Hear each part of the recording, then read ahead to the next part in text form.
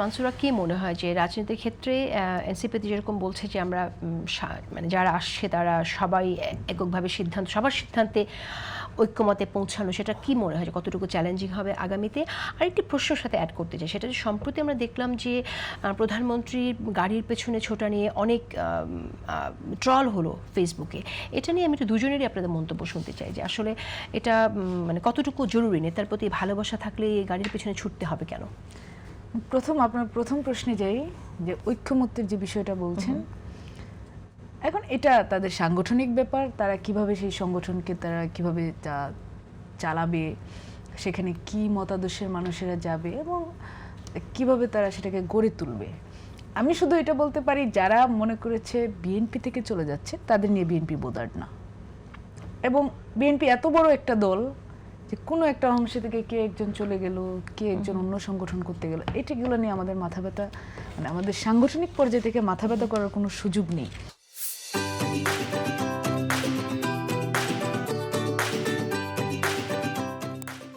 আমরা সবসময় liberal democracy চর্চা করেছি এবং সেই জায়গা থেকে কেউ যেমন আসতে পারে এবং তেমন কিন্তু কেউ একজন চলেও যেতে পারে, আমরা সেটাকে ওই জায়গায় অ্যাকসেপ্ট করেছি।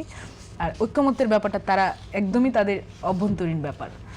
আর যেটা বললেন আদর্শিক সংঘাতগুলো এনসিপি কি করে মোকাবেলা করবে সেটা আমি জানতে চাইছি।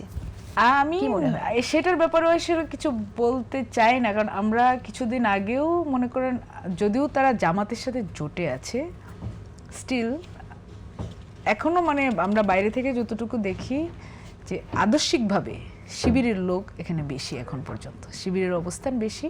এবং কিছু ক্ষেত্রে যেহেতু আমি বাম মতাদর্শধারী অনেকে ছিলেন সেখানে, তারা ওই জায়গাটা থেকে বের হয়ে গিয়েছেন, অন্য জায়গায় তৈরি করছেন, বা একটা লিবারেল চিন্তাভাবনা যারা ধারণ করেন তারা কিন্তু ওই জায়গাগুলো থেকে বের হয়ে যাচ্ছেন। এবং সেখানে আমি দেখছি যে সাবেক শিবিরেরা আরও বেশি অবস্থান করতে পারছেন সেখানে। এবং আমি দেখলাম যে কিছু ক্ষেত্রে হয়তো তারা পদের ক্ষেত্রেও সেই জিনিসটার একটা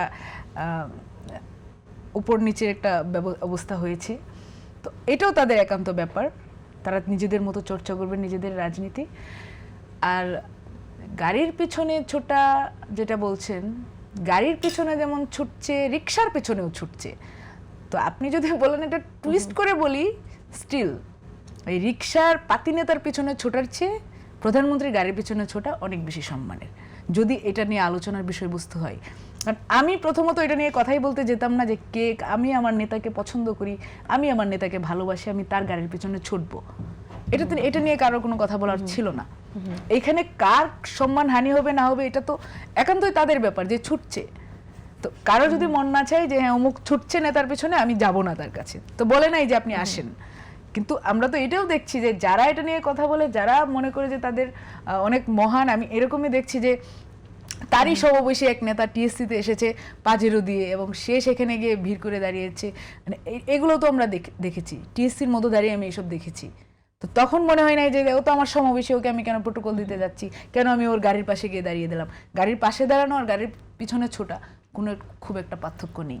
তো রিক্সার পেছনে ছোটা যাচ্ছে, তারপর হচ্ছে বাইকের পেছনে ছোটা যাচ্ছে, শুধু প্রধানমন্ত্রীর গাড়ির পেছনে ছুটলেই সেটা অসম্মানের হয়ে যায়, অপমানের হয়ে যায়, সেটা আমি মনে করি না।